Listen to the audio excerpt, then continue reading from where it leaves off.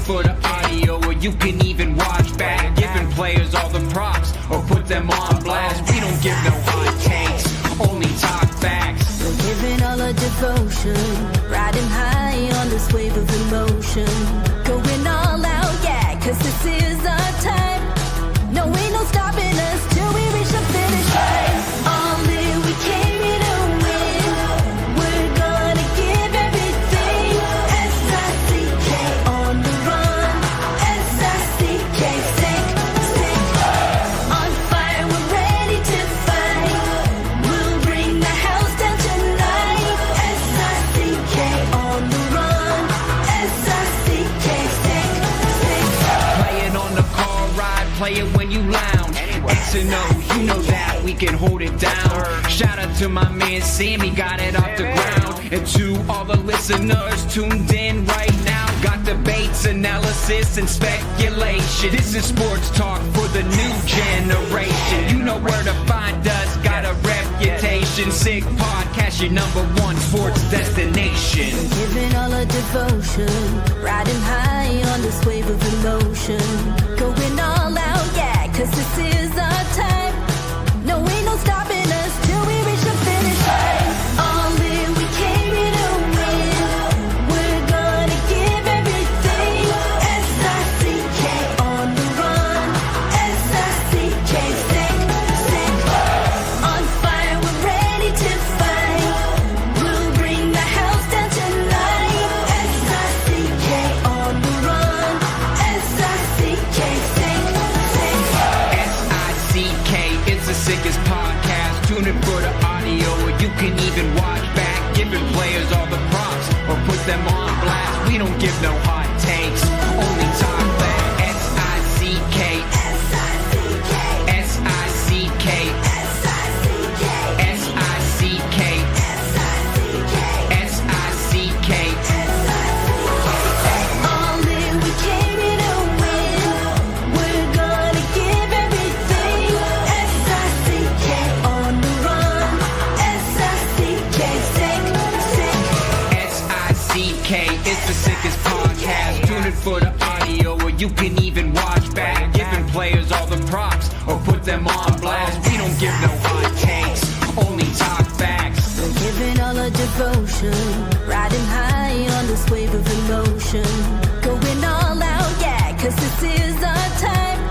No, ain't no stopping us till we reach the finish line. All in, we came here to win. We're gonna give everything. S-I-C-K on the run. S-I-C-K, sick. On fire, we're ready to fight. We'll bring the house down tonight. S-I-C-K on the run. S-I-C-K, sick.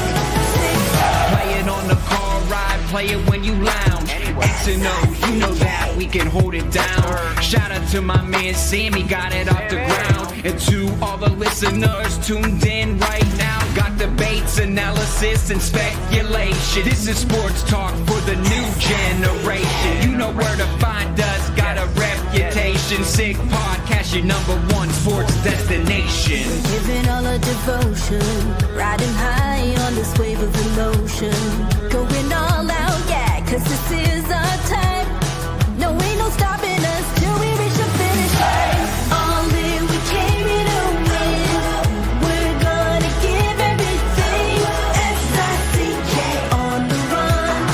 S-I-C-K, sick. On fire, we're ready to fight. We'll bring the house down tonight. S-I-C-K on the run. S-I-C-K, sick. S-I-C-K is the sickest podcast. Tune in for the audio, or you can even watch back. Giving players all the props, or put them on blast. We don't give no hot takes, only talk back. S-I-C-K, S-I-C-K, S-I-C-K, S-I-C-K, S-I-C-K. Turn up your volume. Because you're about to listen to The Sick Podcast. With Tony Marinaro. 55 seconds left in the penalty, a minute and 27 seconds left in regulation time. Boston 4, Montreal 3. Lafleur coming out rather gingerly on the right side. He gives it into Lemaire, back to Lafleur. Oh! The sickest Montreal Canadiens podcast. You're in the ball! Sports entertainment like no other. Rejoint, on lui fait perdre la rondelle, une passe devant. Et c'est le dégagement et ce sera la victoire des Canadiens. Coupe Stanley pour les Canadiens. Le 23e de l'histoire. You found the dogs! John, you found the dogs! He found the dogs! And all together, they worked a young team to the top. And now, a 24th Stanley Cup banner will hang from the rafters of the famous Forum in Montreal. The Canadiens win the Stanley Cup! Brought to you by Energy Transportation Group. Driven to be different. La Vida Tibi. Embrace your true nature. And Playground, your premier gaming destination. It's gonna be sick. Marinaro, the Sick Podcast on this Thursday, November 28. Happy American Thanksgiving to all our American friends. The Sick Podcast is brought to you in part by Energy Transportation Group, a leading full-service logistics provider serving all of North America, driven to be different, one of the top fleet employers as far as transport is concerned across Canada by Forbes magazine. Also looking for the ultimate entertainment experience, Playground has it all. Gaming, poker, fine dining, live music, DJs, all with unmatched customer service. Why go anywhere else? Just minutes for downtown Montreal across the Mercier Bridge. Playground, your top destination for fun. Chances are going to be there this Saturday, and I'm happy that the Canadiens are playing a couple of matinee games on the weekend. Also brought to you in part by Bittt, Tibi. They launched their new Ultra Lager. It's a refreshing, thirst-quenching beer, perfect for cool fall days. Only 90 calories, 2 grams of carbs, 4% ABV per can, available in pack of 6 to 12 in grocery stores all around the province of Quebec. It's ultra light and ultra refreshing. Without further ado, our regular collaborator on Wednesdays is Craig Button. But since the Canadiens played yesterday and we went on last night after the game and he was a little bit busy as well, he joins us today. He is TSN's hockey analyst, the director of scouting. Craig, how are you? I am great, Tony. How are you doing? Extremely well. Craig is back home in Alberta. We're recording this a little bit earlier than the scheduled 10 p.m. Eastern time. He had a big travel day. He worked the CHL USA Prospects game that took place in London and in Oshawa. He's going to tell us all about that. But first, he'll tell us about that beautiful snow right behind them. Yeah. How much snow is that? We got 2 feet on the ground here in Calgary, and wow. we have it's minus 22, minus 23. Nice blustery day. But Tony, one of the things that they say about Alberta, it's a dry cold. Let me just tell you what it is. It's cold. But the weather's up and down, right? Is there a chance that snow is going to melt in the next couple of days or no? No, there's no chance the snow is going to melt. We get Chinooks, and what it is, it's the warm winds that come and blowing through the foothills here in southern Alberta. And what you get is you get these warm winds, so you get these fluctuations. So next week, Monday, Tuesday, Wednesday, it's supposed to be 8, 9, 11, 15, 16. Wow. But we get the reverse too. So we always know we're going to get these warm spells in the middle of winter. You go a little bit north here, up to Edmonton, Red Deer, through the prairies. Their next warm spell is coming next May. Wow. So we're a little bit lucky, but when you get this much snow, Tony, there's no way it can melt. The snow is here to stay through the winter. But it's always nice to get a little bit of warm weather. What it really does is get all the snow off the roads and off your sidewalks. Yeah, but you've mentioned to us on a couple of occasions that you are a fan of skiing. As a matter of fact, I believe your family are fans of skiing. So you're going to get in some skiing this winter then, probably pretty soon. Oh, yeah, we're going to ski. Although I will, full disclosure, I'm a fair weather skier.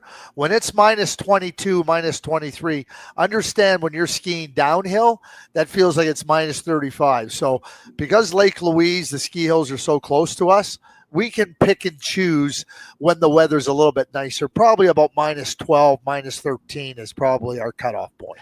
The timing of this conversation with you today, the fact that I have you on today, is always great. It's always a privilege. You know that. But today is extra special because one of the things we're going to talk about is the 3-year anniversary of Marc Bergevin being relieved of his duties. So who better to talk about a former GM, than a former GM himself. So I'm happy I have you on. But I woke up today to a really interesting article. Pierre Lebrun scored the interview that I think a lot of people in Montreal, a lot of members of the media would have liked to have had. I can tell you that I would have liked to have had the opportunity to speak to Marc Bergevin. There's no doubt. I would imagine RDS would have loved to, and TV Sport would have loved to, and the all sports radio stations would have loved to, and every member of the media in Montreal and La Belle Province would have loved to. And Pierre Lebrun got it, so good for him. On this 3-year anniversary of him being relieved of his duties, he spoke with Pierre Lebrun. It's the only interview that he's done since being fired by the Montreal Canadiens, November 28th, 2021.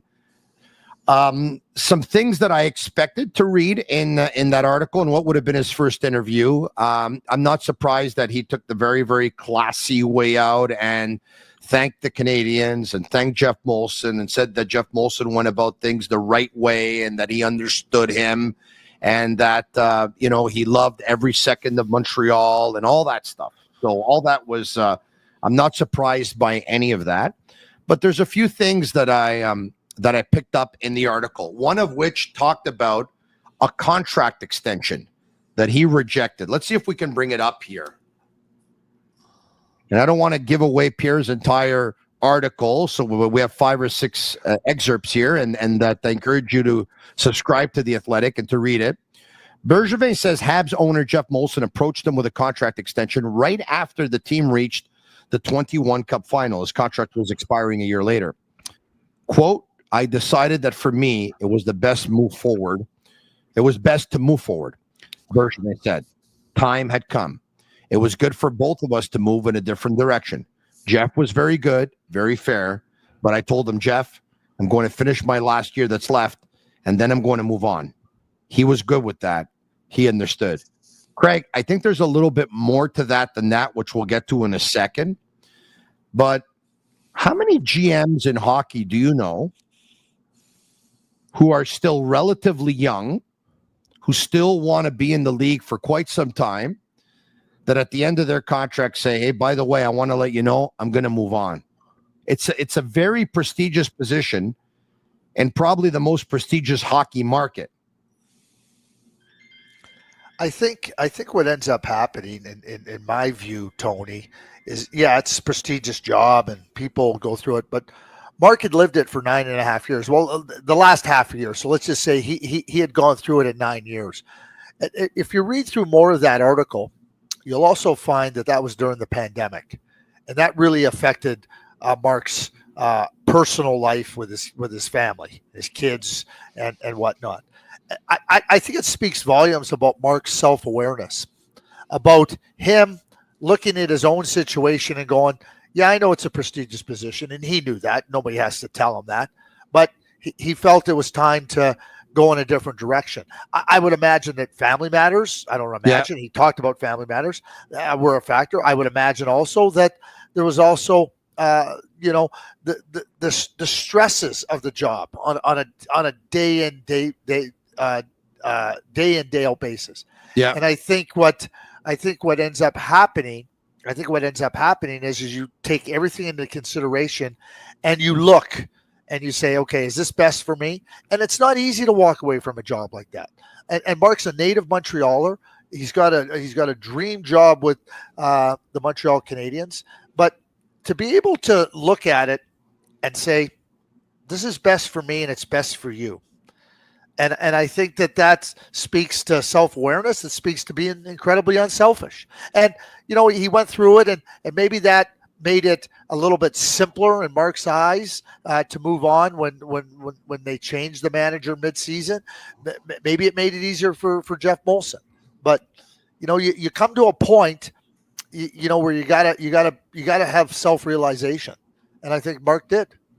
Look, I don't want to contradict anything that Marc said because obviously, if there's two people that definitely know more than anybody else, it's Marc Bergevin and Jeff Molson. But the information I had at the time was Jeff did indeed present Marc Bergevin with a contract extension. Marc didn't like the term, nor the financial value that was attached to it. They weren't quite the numbers that he had. Hence, at one point, they decided, you know what? we're far apart here. Maybe we'll talk at a later date. And when that later date was going to come, I think the Canadiens got off to a start of like 6-15 and 2. And at one point, that contract was no longer a priority for Jeff Molson. So, I know Marc Bergevin said that he knew someone else was going to come in, but it was still a shock when it happened. But I think everything that's in that article is factual. But the information I had, and I trust it, was that Marc Bergevin didn't exactly like the years, the term, the numbers, the finances, and they chose to speak at a later time. And then they got off to such a really, really bad start. There was no later time. Yeah, but I think Marc mentioned that in the article with Pierre. He talked about, he said Jeff was fair and it was something. But I mean, there's a lot of factors that go in: the stresses of the job, understanding what it means to move forward, being away from your family during the pandemic, all the stresses. I don't think Marc was trying to present an alternative reality. And there's lots of things that occur in the course of a negotiation, and coming to a point where you both realize, okay, we're better off moving away, and you can't come to terms.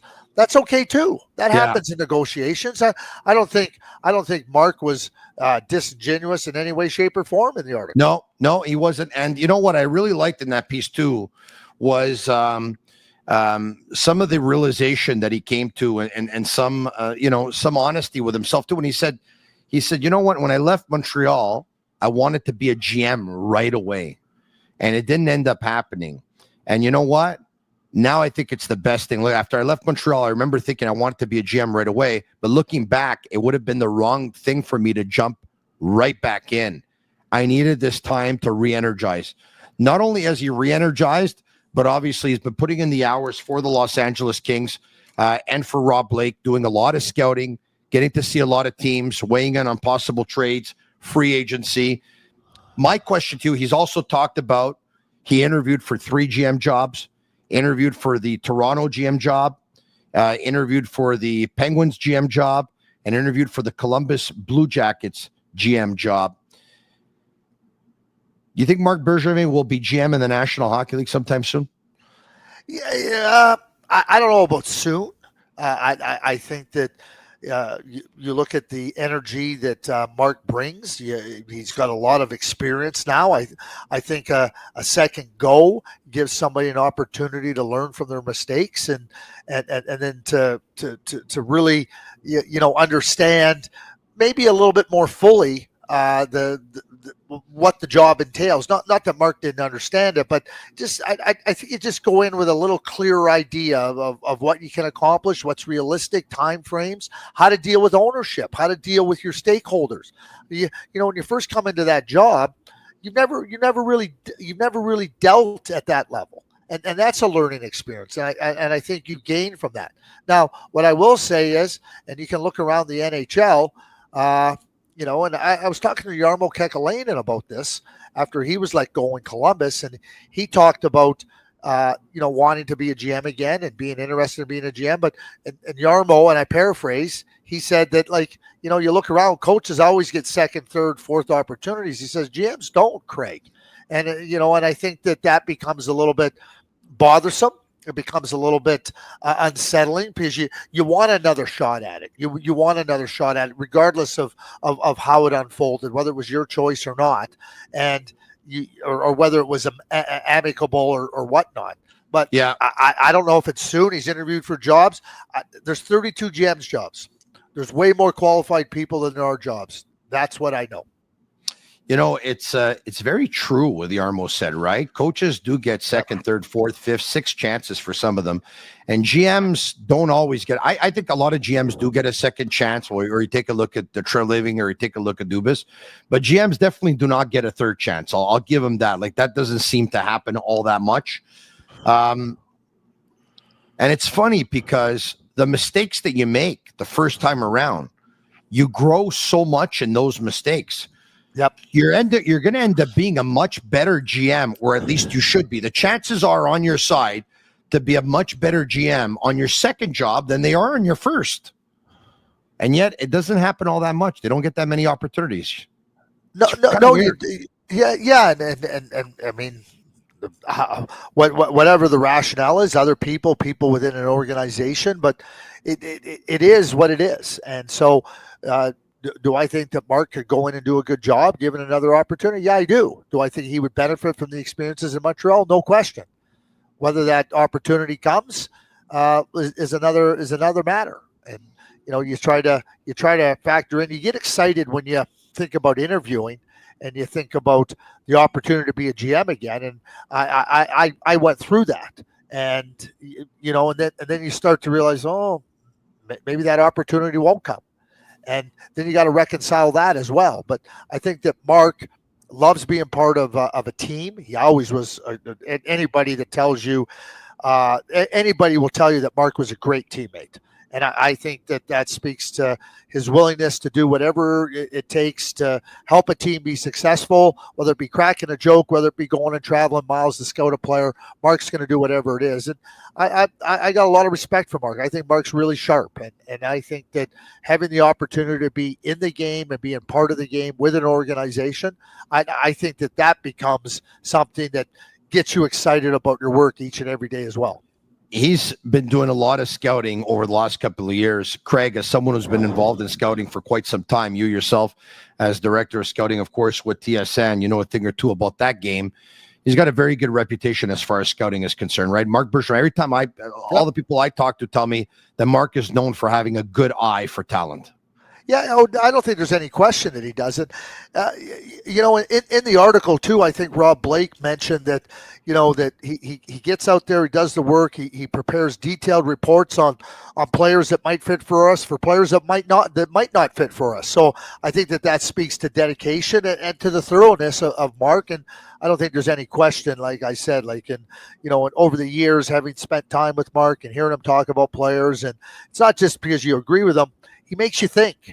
And, a lot of times it's through, oh, geez, that's a good point. I hadn't thought about that. Or, geez, that's a really good aspect of that player's game that maybe I haven't given enough credit for. It's not just going out and going, geez, he's a good skater. Well, thanks for that. Connor McDavid, I don't know if you know, the scouting report on Connor McDavid is excellent skater. Yeah. That's a very good scouting report. All right. Okay. It's very bang on. You brought up the word mistakes before. And there's a mistake that he admitted to, or he says a lesson learned. And it was in the Sebastian Aho offer sheet, if we can bring that up. The Habs made huge news on July 1st, 2019, when they signed star center Sebastian Aho to an offer sheet. The 5-year, $42.295 million deal was front-loaded and mostly made up of signing bonuses, including $11.3 million in July of 2019 and $9.87 million in July 2020. The gamble for Montreal was that Hurricanes owner Tom Dundon wouldn't have the stomach to pay that money up front, but Dundon didn't blink. Continue. In retrospect, Bergevin thinks he could have done it differently. He says, quote, Aho was the right player to give an offer sheet to, but I wish it would have been done a different offer sheet, Bergevin said. Would I take that back? Yes. But honestly, at the time, we thought we would get the player based on the signing bonuses, which Dundon matched. It ended up being a good contract for them. Lesson learned, honestly. Lesson learned. If I ever become a GM again, that's a lesson I can use moving forward if it happens. So he doesn't say that he wouldn't have offer sheeted him. He said that he was the right player to offer sheet. They just put it on paper the wrong way. The reason offer sheets have failed largely in the history of the National Hockey League when there's been offer sheets is because of the way they've been structured. They're too easy to match. And, just reading that comment when I read through it, and you underestimated your opposition. You underestimated Tom Dundon. Yeah. One thing I've learned is thought he was cash-strapped. The New York Rangers thought the Colorado Avalanche were cash-strapped when they gave Joe Sakic back in the day a $15 million signing bonus. The organizations don't want to lose top players. They don't want to lose good players. So the first thing you better learn is don't underestimate your opposition. Don't make assumptions about that. And again, I remember Bob Clark made an offer sheet on Ryan Kessler, and all he had to do was up it. But all the Vancouver Canucks were going to get was a second-round pick. Well, Ryan Kessler was a first-round pick. if you want the player, you better get hard after the player. And that's why offer sheets have failed. And I've been straightforward here. I think the Edmonton Oilers failed in not matching the offer sheet to Broberg and Holloway, because all they got back was a second and a third round pick. I don't think that was a smart move. And you know the players, you know the people, and then you don't match it. And anyway, there's lots of time to talk about the errors of offer sheets, but managers over the course of time with offer sheets have failed time and time and time again to get the player that they think they can get through an offer sheet. And there's many reasons for it. And certainly you're trying to ascertain how you can get a player. That's the whole objective. The first thing you better not do is underestimate the other side. And that's the biggest error that Marc made. And I think I know what you're saying. If they thought that Sebastian Aho was going to be their number one centerman, well, then they had to pay through the roof, so that there's a certain threshold for offer sheets, right? That if you pay above a certain amount of money, you have to give up X amount of first-round draft picks and X amount of draft picks. What you're saying is give max price, so like that the other team could say, you know what, we're gonna receive max in return. Because if they're not going to receive max in return, why would they do it? Unless, of course, you're the Edmonton Oilers, and like you just said, they gave up two players whose value was more than a second and third round pick to them, and basically they made a mistake by not matching. Well, in my view, that's my view. I agree with you 100%. Dylan Holloway has 6 goals to date. He's a power forward. Phil Broberg was their best defenseman before he got hurt, and they were first round draft picks that you were watching grow, and you watched them perform so brilliantly in the playoffs when you went to the Stanley Cup final. Yeah, and you're clearly not the same team without them. I mean, let's be honest. The Edmonton Oilers could use those two guys. Yeah. All right. I don't want to get into the Edmonton, but that's where you look at it, and there's lots of time to discuss, and maybe this is a discussion for another day. I've had lots of thoughts over the years on offer sheets and how you might now you got to work with the player, you got to work with the agent, because remember, when a player is a free agent, anybody can talk to them. Just because they're a restricted free agent, you can talk to the player. I remember back when Mike Pekka was a free agent, a restricted free agent, and Darcy Regier was the manager in Buffalo, and he phoned me one day. I was in Calgary, and we were talking, and he tried to tell me that, like, you know, talking to my player, I said, Darcy, he's a free agent. I can talk to your player anytime I want, any time of the day. Back off. Oh, wow. Really? Yeah. Yeah. So listen, if you were a GM nowadays in the National Hockey League, is it it's an avenue that anyone can go down, the avenue of offer sheets. But of course, with the risk, not only of it being matched, because that's not much of a risk, it's match, but the risk is that other teams will end up offer sheeting your players after. Is it frowned upon? We keep on hearing it's frowned upon. Is it frowned upon? I'm going to quote Doug Armstrong. He goes, you know, people said, well, if Ken Holland was the manager in Edmonton, he wouldn't have made an offer sheet. Pierre Lebrun quoted that. I think it was Pierre. It might have been Elliott, but one of them quoted, said, Doug came out and said, he goes, if my mother was the manager of the Edmonton Oilers, I would have made an offer sheet. Listen, there's a lot of ways to get different players. I've said this many times, Tony, and I'll say it again and again and again. The managers aren't out there to help you. This idea that, you know, they're going to help you keep your player. They're trying to poach your player. A player shows up in the media is wanting to get a trade, an agent phones and says, Tony, you know what? You know, the guy in Calgary, Craig, he's not treating my player very good. Would you be in? And you're going, now you phone me. Hey, you know, would you be interested in trading player X? Managers are not helping other managers, ever. Yeah. So if you want to go into it with the idea, well, you know, I can't make an offer sheet because you're vulnerable because you've made yourself vulnerable. It's not because of anything frowned upon. Your job is to make your team the best it can be. And if it takes an offer sheet, then you better be able to do it. I don't want to hear any excuses. So they weren't able to pull it off. And later on, the Carolina Hurricanes offer sheet Jesperi Kotkaniemi. Don Waddell tried to work out a deal with Marc Bergevin. And by the way, Marc Bergevin was asked who the player he wanted in return was, and he said it was Seth Jarvis. Obviously, Carolina didn't do it. Would have been a great deal for the Canadiens. I love that Seth Jarvis. But they go out, they offer sheet Jesperi Kotkaniemi. They thought it was too much money. They let him walk. So they went back in that article on Kotkaniemi's draft year. And Bergevin said, look, all I kept hearing about was Zadina was playing in the Quebec Major Junior Hockey League. He was scoring a ton of goals. I kept hearing about that. He goes, I know a lot of people talk about Brady Tkachuk, but Brady Tkachuk had a hard time scoring goals in his draft year, and his skating was not great.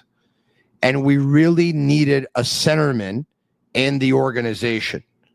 And look, I think it's safe to say that the draft pick didn't work out for the Montreal Canadiens. But what do you say about that entire thing? That there was a lot of hype on Zadina. Brady Tkachuk's skating wasn't great. He had a hard time scoring goals his draft year. Your thoughts? Yeah, there's a lot there. There's a lot to chew on. And you go to the scouting process. Let me go to Kotkaniemi first and foremost. Jesperi was a very good prospect. And I've said this often. If you need a player and you want a player at a certain position and centers or whatnot, you better draft them. Because they're not out there. I don't think the mistake was the Montreal Canadiens drafting Jesperi Kotkaniemi. I think the mistake was keeping Jesperi Kotkaniemi in the NHL at 18 and 19 years of age. His offensive game never grew. His confidence never grew. And then he got injured and everything. That was the mistake. I think that Jesperi Kotkaniemi was failed by the Montreal Canadiens. I don't think he failed. I think he was failed. And now people can debate that with me, but that's how I look at it. He should have never been in the NHL. He was a young player that was blossoming. And you know what? When you pull the crop out of the ground before it's ready to give you the food and the fruit of whatever you planted, you're not going to get it. It's not going to taste very good. That was the mistake. Now let's go to the scouting part of it. If you're going to scout players based on he didn't score in his draft year, then I'm telling you what, you're not scouting very well. And it's not about what a guy – it's looking what a player's assets and attributes are, how much they can improve, what the potential is, and then trying to project that out 3 and 4 years ahead. That's scouting. It's not about showing up at a game. Listen, I was just at the CHL USA Prospects game. It's amazing the comments I'm hearing. Oh, that guy didn't help his draft stock. It's November 26th and November 27th. I asked a number of people because I had my own idea, but I went and asked scouts that lead organizations. I said, if this was last year at this time, would Beckett Seneca, TJ Ginla, and Jet Luchenko be at this game? Every single person told me no. They went 3, 6, and 13 in the draft. So if people are going to put an inordinate amount of weight on a 2-game event in November, not understand that players are going to grow, not just by the end of the year, but over time, you're making them, he hurt his stock, he didn't do this. You know what I call on that? BS. And you know what you're telling me? You're not really knowing what it takes to scout. So keep telling me how you hurt your stock. It's a bunch of garbage. So, I think Mark's a good scout. I do. I think the key thing there, he didn't need to bring up Brady Tkachuk or Zadina. I think what he needed to just say is, we really needed a center. We saw a big center. I told you where I think they made their mistake. And guess what? It's not the first time I said that. I said it at the time. I said it the year after. I said it after. And Gord Miller said the same exact thing. Yeah, no, you're absolutely right about that. And you know what, though? But look, you may have said one thing where I'm not so sure I agree with you, though, but and we're going to discuss it. And that is, you said, if you don't have a center, you better draft them because that's the only way you can acquire them. Yes and no. Let me elaborate on what I think. Sure. What I think is you can go out and acquire centermen, but probably one of the only ways you're going to acquire them is by trading someone that was drafted really low type of thing. So, for example, right? The New York Rangers acquired Zibanejad. They gave up Brassard. Now, I think the Rangers won that deal hands down, but, I think you need to draft top 10 players to end up acquiring players that were drafted top 10 players. I think that's one of the things. But look, that was a center for a center.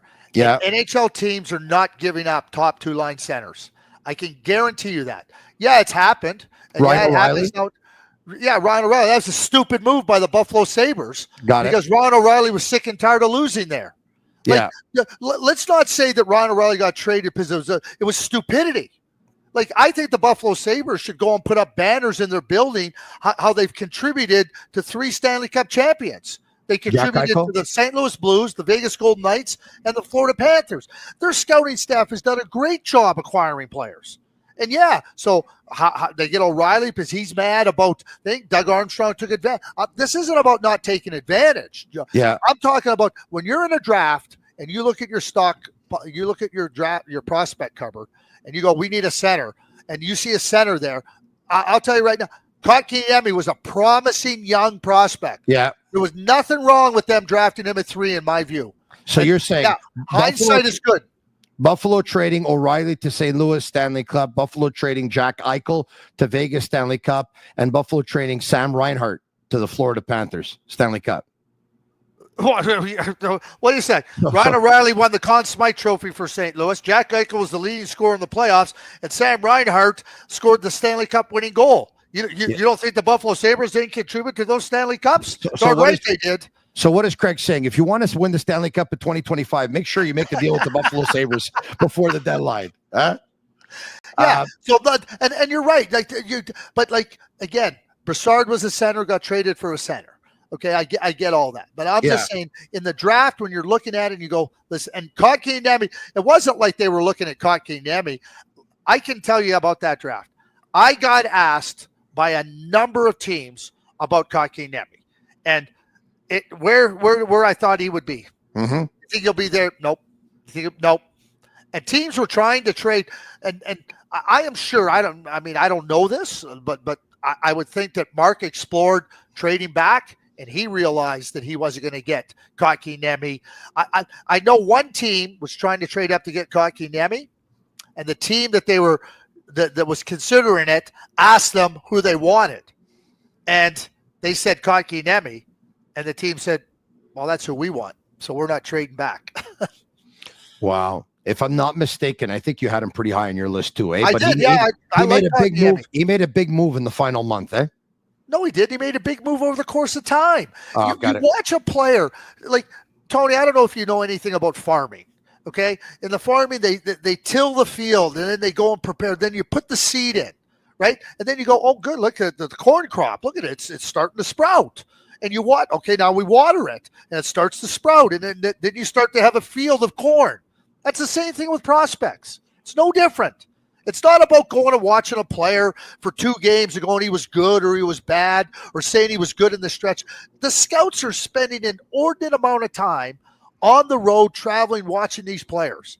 And that's why I say, if you're going to go to these events and you're going to say a player's draft stock gets hurt because you didn't see him play good or you didn't think he did what you think he should do, that's not scouting. And you don't understand scouting if that's your philosophy. I laugh. Let me tell you this. Let me full declaration. Yeah. I laugh when I hear and I read about all this stuff. Oh, so-and-so's draft stock hurt. What a lie. I just have a small chuckle. That year, that 2018 NHL entry draft year, Bergevin said they were looking for a centerman. The centermen that were drafted in that draft year, as a matter of fact, the one that's had the most success up until now, if memory serves me well, is Kotkaniemi. Kotkaniemi, I think, has averaged more points per game, I could be wrong, than Barrett Hayton, who was drafted 5th by Arizona. Ty Dellandrea might end up being a good one. No, he won't. He'll be a 4th-line player. Well, then he's not going to average more than that. Who else is there? I mean, Jack McBain was drafted, I think, by Minnesota. 2nd round, wasn't he? Yeah.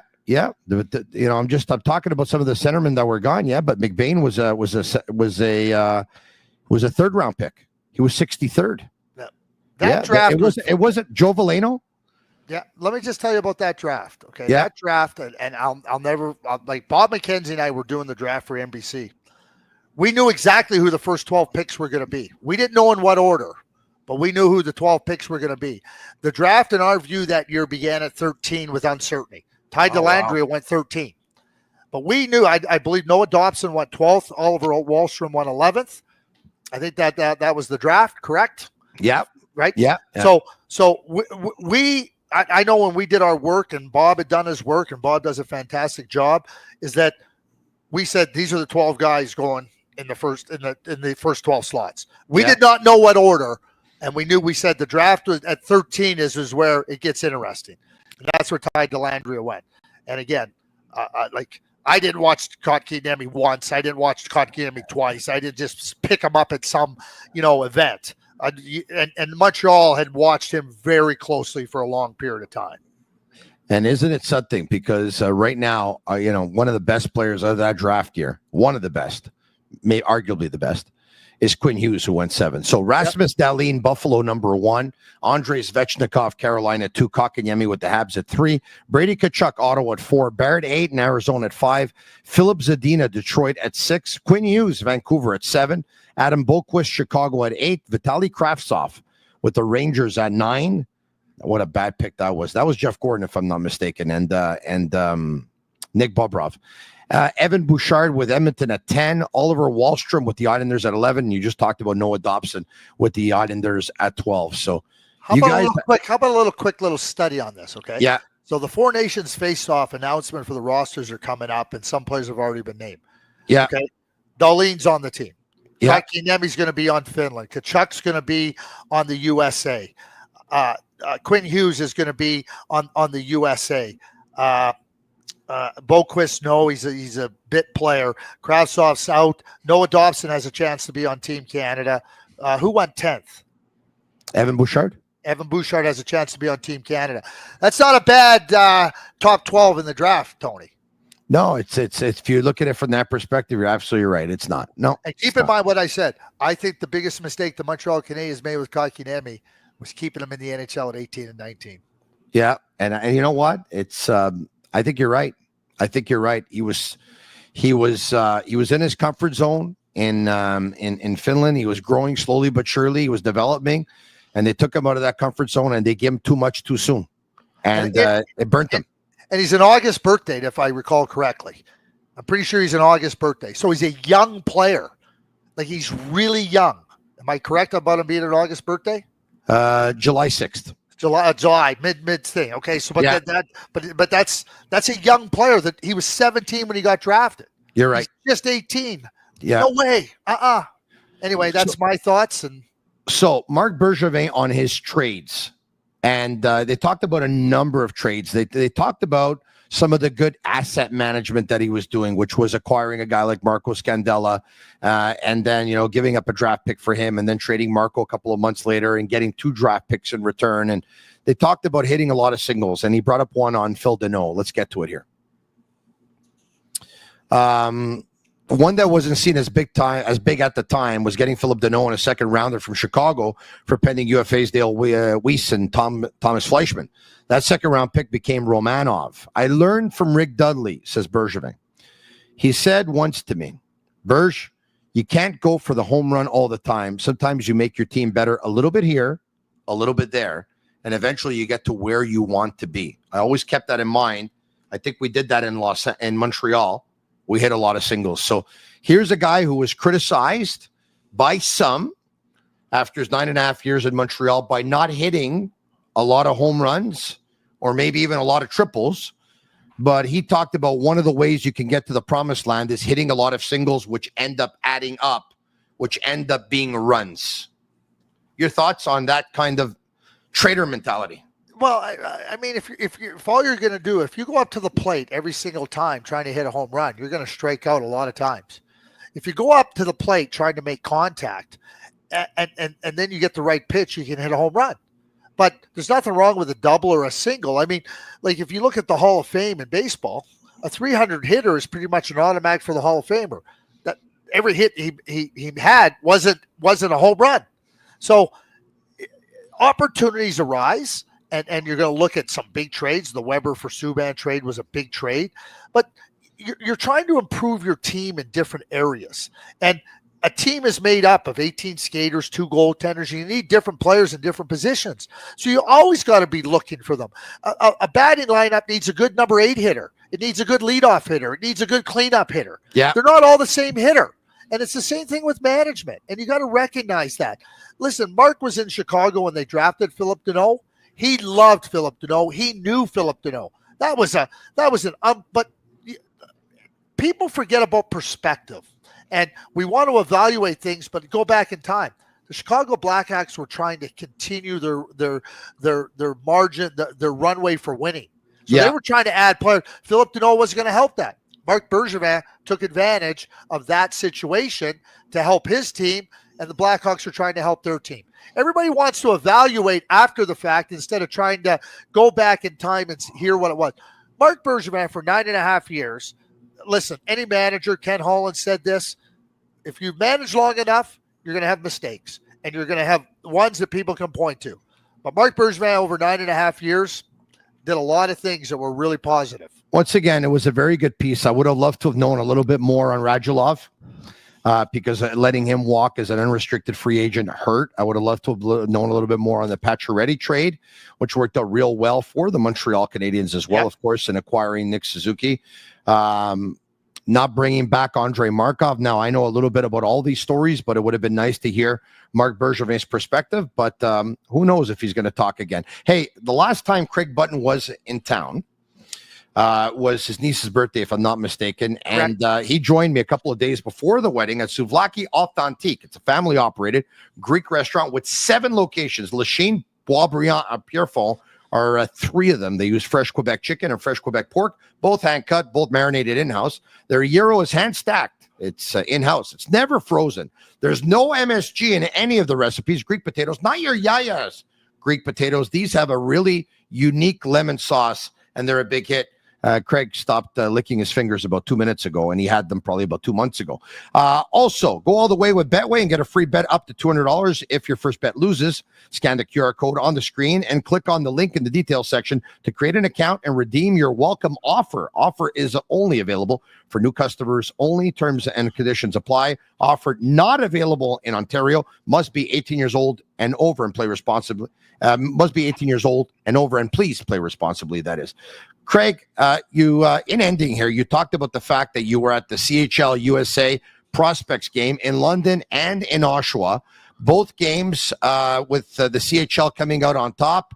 I believe one was 6-1, and I think the other one was 3-2. You correct me if I'm wrong. And what can you tell us about the prospects that you saw in the game? I mean, bring up their names and tell us who showed you something or who basically solidified their stock. Oh, there you go. You don't want me to tell you who hurt their stock or solidified the stock? No, I don't want you to tell me who hurt their stock because, these are all good players. A year ago, Beckett Seneca wouldn't have been at this game, and neither would have Jet Luchenko. And or TJ Ginla. I'm trying to add a little bit of perspective. First of all, the CHL has such a wealth of talent, and there was a real talent disparity between the CHL team and the U.S. team. And the U.S. team competes; they play hard. They just didn't have enough talent to match Canada. So, the game, but they hung in there in game 2 and really competed hard. And it's a test, and for those young players for the U.S. development program, it's an opportunity for them to see what other top players look like and to test themselves. So, when you go to Team Canada or Team CHL, which is really team, there's going to be a number of players that are going to be at the World. They're going to be announced for the World Junior Camp. Matt Schaefer amongst them. Matt Schaefer is a tremendous defenseman. In my view, he's the best defenseman in the draft. I don't care what he did in the games. He's the best defenseman in the draft. But Matt Schaefer could turn his stick over and skate on 2 blades, and he's still the best defenseman in the draft. I don't care. It's not going to matter. But what good players always show you, Tony, is why they're good. And that's what Matt Schaefer did. That's what Michael Misa did. That's what Porter Martone did. Keyshawn Aitchison, a really hard-nosed defenseman for the Barrie Colts. When I tell the players, and I try to impress this upon them, you're here at this game for a reason. It's because you have talent. And those skills come out in different ways. And you have potential. And that's why it's a prospects game, and that's why there's over 300 NHL personnel here. And your competitors. So just go out and do that. Go out and play your game. Go out and do the things you do really well. Compete and have fun. And so I bring up Keyshawn Aitchison. He knows what his game is. He doesn't try to be something he isn't. He goes out there, he plays hard. He's a really good, what I would call a real strong, two-way, rugged, physical defenseman. Schaefer's he's a general out there. I told my friend Steve Dryden, who works at TSN, who I call our CEO of quality control. He asked me, who would you compare him to? I'm not really. I think I'm ready to say he's like Drew Doughty. So as a comparison, but you can relate to this, and I hope some of the viewers will relate to this too. When I watched Matthew Schaefer, he reminds me of Doug Harvey, the way he commands the game. Doesn't matter where he is on the ice, he's got control and command of the game. So could he be the first overall pick? I don't think there's any question. Porter Martone, you heard Mark talk about Brady Tkachuk. Yeah. Well, I was asked this, what about Porter Martone skating? I'll tell you what my answer to that is. I said, I'm not here to give artistic merit marks like he's a figure skater, and I don't have a stopwatch on him for speed skating. He's a hockey player. And he's a difference maker, like the Tkachuks, like Corey Perry. Those players are unique. So when you go through it, and some players got a little bit more opportunity than others. Caleb Desnoyers, at Moncton. I mean, he was the player of the game in Game 2 in Oshawa. Superb two-way player. Superb two-way player. He's going to the top 10 in my view, and that player can just make everybody he plays with better and the team better. And then you look at Justin Carbonneau, who's playing in Blainville, and another big, strong, rugged, hard skating, really competitive, skilled player. I mentioned the two Quebec kids because they're in the Quebec Maritimes Junior Hockey League. Really, like, to me, I'm going there. I've seen these kids in some cases for 3 years, Tony. And all I'm looking at is, are they building their game? Are they getting better? What do they continue to show? And that's what I saw. I saw that from every single player in that game for CHL. By the way, another player that you can add to the list of not being a great skater in his draft year and still not being a great skater, but has gone on to have a very, very good NHL career is Mark Stone. So there's another one. I think they used to say that he used to like walk or skate like a penguin or something back then. I heard back in the day. But it's funny because Simon Snake Boisvert did some consulting, some scouting for a team in the Quebec Major Junior Hockey League once upon a time. And he does a podcast called Le Processus with Matthias Brunet, and he does quite a bit of scouting. And he talked to me about Schaefer a week ago. And when he was describing Schaefer, and he said he's a guy who can play 28 minutes a game, he's a guy who can quarterback a power play, he's a guy who's a general on defense, he's a guy who can be equally as solid on the rush as he can defensively, he's a guy who can go up against the other team's best players, and he's describing his game, right? I said to him, and I haven't seen Schaefer play all that much, besides a couple of videos here and there, not going to lie to you. And I said to him, well, basically you're describing Drew Doughty. And he looked at me and he said, that's not a bad comparison. He said, as a matter of fact, that's not a bad comparison. So it was funny when you first brought up Drew Doughty's name and then you brought up Doug Harvey's. Unfortunately, I never saw Doug Harvey, but yes, you did. You're old enough to have seen Doug Harvey. But try to kid anybody. I believe he was on the Montreal Canadiens Centennial team, so that's pretty good. That's good enough for me. Well, I mean, what I try to describe is that. And like Doug Harvey commanded the game. A lot of my stuff with Doug Harvey is through Scotty Bowman and through people from that era, and talked about Al McNeil, who talked about just the way he controlled the game, commanded. And that's how Drew Doughty plays it. Drew Doughty was never going to be a top point producer. He was never going to be the Shea Weber with the big shot from the point or anything. But boy, you talk about a well-rounded. I mean, Drew Doughty's going to the Hall of Fame. He's automatic for the Hall of Fame. And there's no doubt. Matt Schaefer is a number one pillar defenseman, and he's the best defenseman in the draft. There's nobody else in the discussion. Now the question is going to be, could he go first overall? And there's no question he could go first overall. There's no question he should be in consideration for first overall. It'll all depend. And we'll see what happens over the course of the next few months. So we're still, like you said, ways away from the June NHL draft. But I'll end it with this, and I brought this up with Simon Boisvert. I said, Simon, let's just say the Canadiens have a top pick. And I brought up all the names, right? And this guy, Misa, that guy. And Simon said to me, this is just his opinion. He said, Tony, the only, right now, as we speak, and this was last week, he said, right now, the only debate for me over Schaefer would be Hagens. And he goes, it would be a debate, and I'm not even sure. But he said, I would take Schaefer over any other player in the draft. Which is fair. He said Hagens, I'd have to think about. Well, it's beautiful. I mean, this is the great thing about, watching players and people having different opinions and what they value and what one person might value more than another. And this is what organizations go through. They spend time going through it. So, we all have our likes, we all have our dislikes. And so you're looking at the players. I think the biggest thing you have to do is get players in the right grouping. Now, if you have Hagens and you have Misa and you have Schaefer and whoever else, Porter Martone, who I think belongs in that discussion, now you can start to debate the merits of each of them. What you got to be careful of is not getting players into a grouping that they don't belong into. That's as big a part of the scouting process as then getting into the meat and potatoes of what the snake says with respect to, the debate. And those debates are good, and those debates are healthy. But, everybody has to look at it. And there's not one right list. There's not one. We'll all know in 5 years' time who turned out to be the best. The NHL scouts don't have that opportunity. Let's leave off the Sick Podcast tonight on a very beautiful note and think about Johnny Gaudreau for a second. Oh, the Canadiens were in Columbus. Craig, this is going to give you shivers. I'm not so sure. I know exactly what happened. Well, I'm going to maybe take it a step further with some data for you today, okay? I'm going to take it a step further. Juraj Slafkovsky scored his goal at the 13-minute mark last night. Cole Caulfield, who changed his jersey number to number 13 in tribute to Johnny Gaudreau, scored his 13th goal of the season when there were 13 minutes and 26 seconds left in the period. The assist went to Slafkovsky, who picked up his 13th point of the season. The goal was announced over the intercom when there was 13-13 left in the period. And you're ready for this? Cole Caulfield, once again, who scored the goal with 13:26 left in the period, means that he scored the goal 6:34 into the period.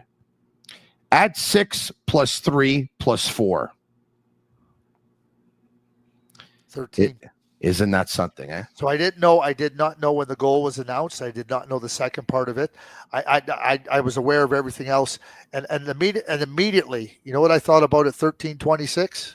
Yeah. I said it's 13 times 2 for Johnny's brother, Matthew.